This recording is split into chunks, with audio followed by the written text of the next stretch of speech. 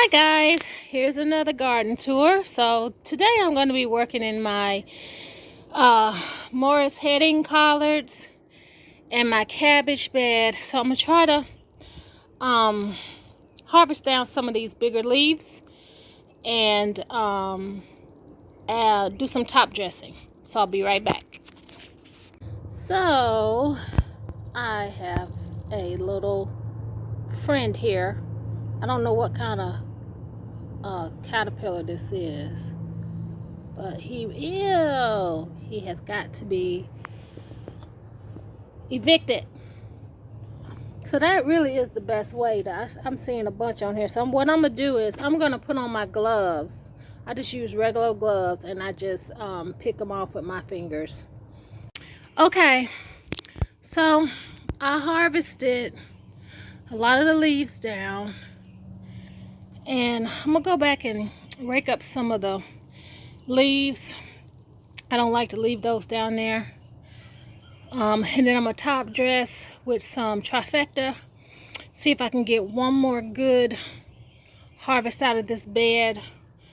I might add some over there too, because it's getting hot and they are gonna start bolting soon, which means go to seed. And that's what this fella's doing. See how he's making a little plant, little flower?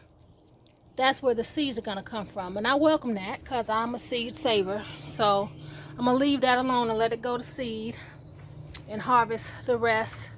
When I take dead leaves off of my brassicas, I kind of leave them in a plant tray and I let them kind of decompose in the sun before I put them in my compost bin. So that kind of speeds things up a little bit. So I'm gonna show you my harvest. So here's my harvest. That's my red cabbage. And these are my regular collards and my cabbage, mostly my cabbage collards. I didn't get a whole lot of harvest off the heading cabbages. So that's that for now.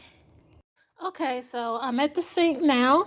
I've washed off all of my collards. These are Morris heading collards. That's what these are. And I washed them in water and white vinegar, and then I've gone back and rinsed them again. I've set aside the ones that I'm not going to cook, and now I'm going to chop these up. Okay, I'm going to layer up these collards and roll them and cut them to put them in my pot. So you just stack them up like this. It doesn't matter if they're broken or you know, some of them are smaller than the other because you're gonna roll it anyway. Now notice most of these don't have holes in them actually, but if you do have holes in your collards, that's okay. That is pest pressure. If you're like me and you use natural growing practices and you don't put a lot of chemicals in your garden, you're gonna have those holes.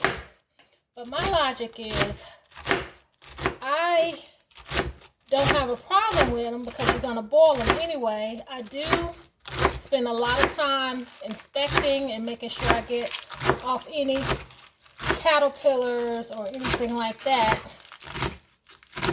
And like one of my favorite YouTubers says, if the insects don't want to eat it, neither do I.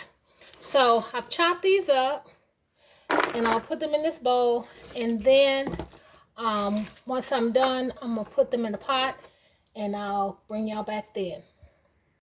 Okay, so I have all of my collards in my stock pot and I have about 4 cups of water. I'm just gonna start cooking it down. I might add more water, I might not, and then I will season these once I get them cooked down some.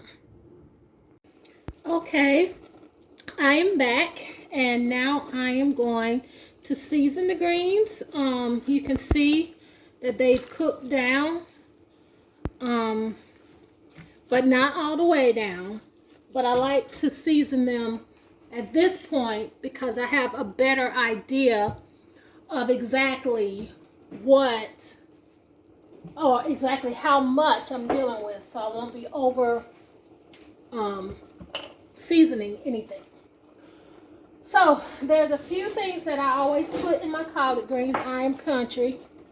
Because I'm canning these, when I use salt, I'm going to use plain salt. That means it will not have iodine in it. So for these many, I might use about a teaspoon of salt. People are free to add more salt if they want. My parents, they have to watch their sodium, and I cook a lot for the whole of my family, so I'm mindful of dietary restrictions for family, so I'm gonna keep that down. And then a teaspoon of sugar. Now for those of y'all who don't know why you put sugar in greens, is it takes away that bitter taste that greens have. It kind of neutralizes it. So I got my salt, my sugar in there. Okay. Like I said before, I cook for a lot of people in my family. Like I cook Sunday dinners, and I'm always mindful of the dietary restrictions in my family. So I have one family member who cannot digest the onions. Onions really jack her up. She just can't do onions. So I am going to season this with onion powder. It's not the flavor of onion she can't take. It's the actual onion. So I'm going to do maybe 2 teaspoons of this, of onion powder. Just to give it that flavor without anybody having to have an upset stomach. Okay. And I'm going to use some garlic powder. And I'm going to be real heavy-handed with this because I love garlic. So that's in there. I'm going to use some seasoned salt. Just a little bit, not a whole lot. And to give it a lot of flavor, I'm going to be using this Better Than Bouillon.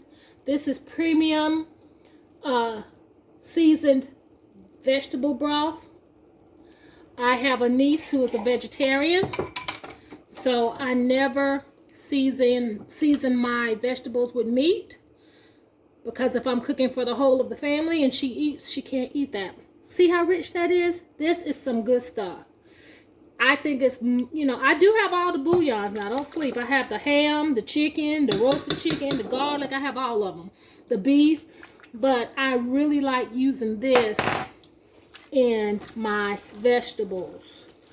Anytime I'm making anything vegetarian. Oops, about to burn myself. Making anything vegetarian, or, like if I'm making a vegetarian and you need to make a broth, I'll use that to make a broth, to like make a vegetarian dressing or anything like that, and it smells delightful. So now that I have all of these cooked down, I'm gonna bring y'all back because I'm gonna jar it up.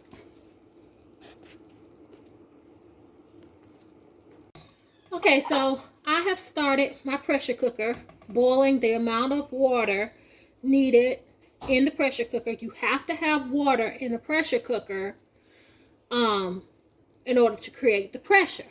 Also, you'll see that there is a, what is that thing called? A trivet or something? Let me get out. That is at the bottom. This has to be in there. I can't pick it up, y'all. This has to be in there in order for the glass to not touch the bottom of the pot. Let me see it. So you can see it there. So that has to be in the pot. So to keep the jars, the glass, from touching the bottom of the pot, I am using pint jars. I like to use pint jars because if it's just me and my boys, well, if it's just me, I can open up one jar and eat it over a couple of days. If it's my teenage sons who eat like giants, they'll have one of these, will be one serving of something. So I'm doing what is called hot packing. When you hot pack, everything needs to be hot. So if your pot starts hot, your jars have to be hot, and your ingredients have to be hot, which I have over here still simmering, the ingredients, still hot. I have already started with clean jars. I clean my jars in my dishwasher, and I store them on a shelf, and I like to drop them in here for two reasons. It's extra sanitizing them, and it's making them hot. Because what can happen is if the temperature of the jar is not right, your jar could crack or burst. So I put these in here to warm them up while I'm getting ready to jar them. So I'll be right back. Okay, so I have my hot jar here, and I have my cone, and I'm going to start filling up my pint jars with my collards. So this is why I like to use the tongs, because I can push them down in there with the tongs. And it can get messy, but I'm not OCD like some people, so it doesn't bother me. But if it bothers you, you can put something underneath. Not saying that y'all are OCD just because you're neat, but maybe it's that I'm messy.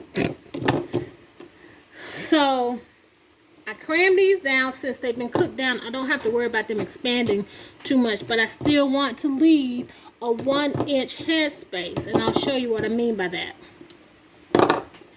So this is a 1-inch headspace. If you let them make sure that it's below that line of the jar, and then you go back with the debubbler. Now the purpose of the debubbler is to make sure you get all the bubbles out, because you don't want any air pockets. That's where botulism can get, and if it comes up, it could pop your top and mess with your seal. So everything there is under the line. Now what I'm going to do is, this is white vinegar. I have a spray bottle full of white vinegar.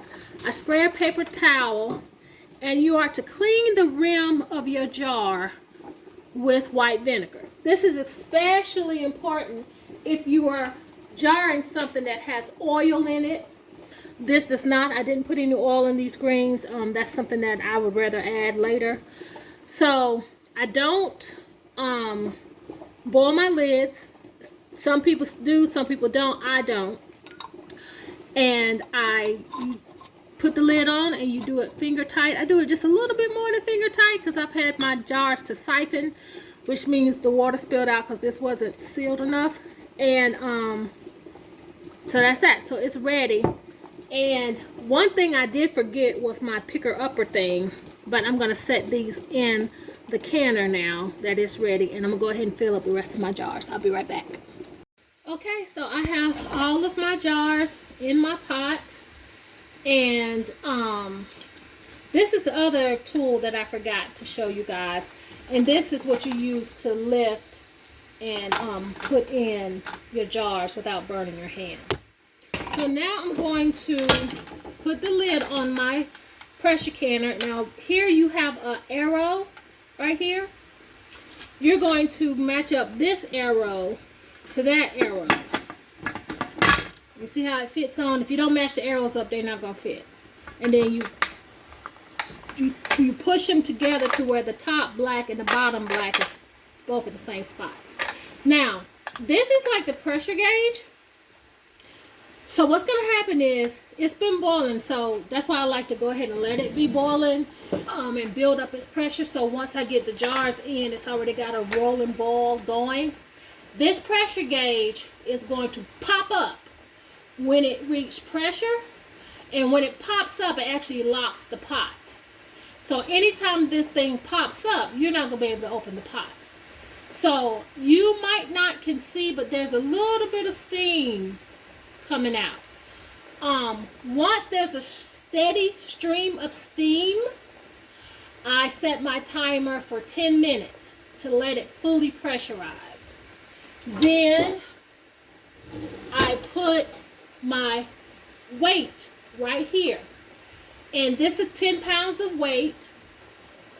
For our altitude where I live, 10 pounds of weight is what needs to happen. And you put that on there, and once it starts jiggling, you set the timer for 75 minutes.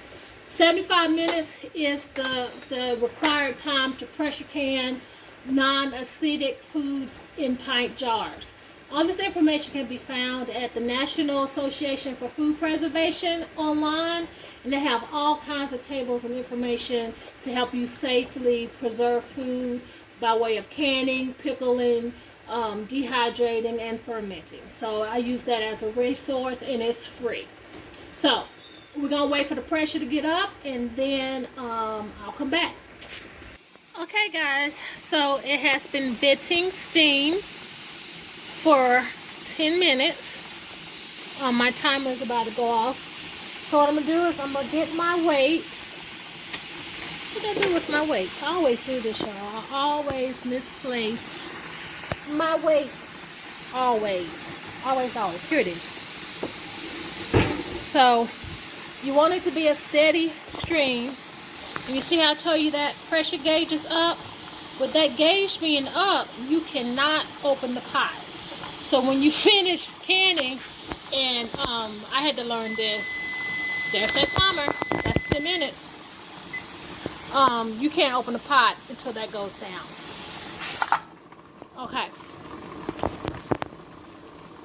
So this thing is going to start shaking after a few minutes, and that's when I'll start the timer. Okay, so that thing's rattling. So that means it's time for me to start my timer.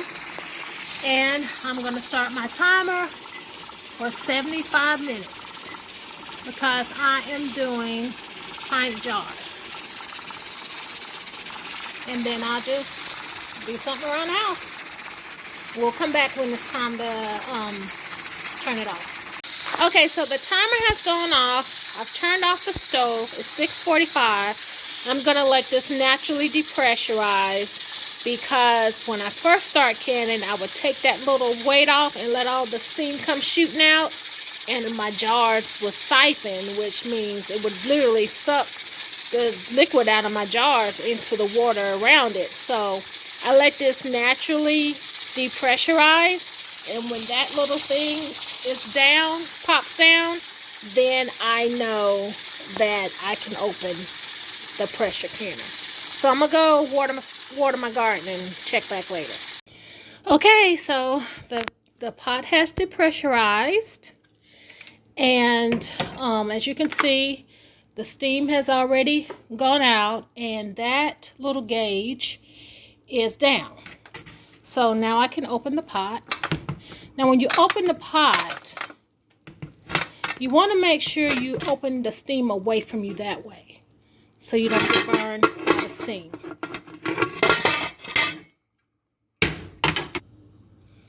So as they start to cool off, they will start popping, and then I'll write what they are on the lids after I wipe down the lids with white vinegar. That's just a practice of mine.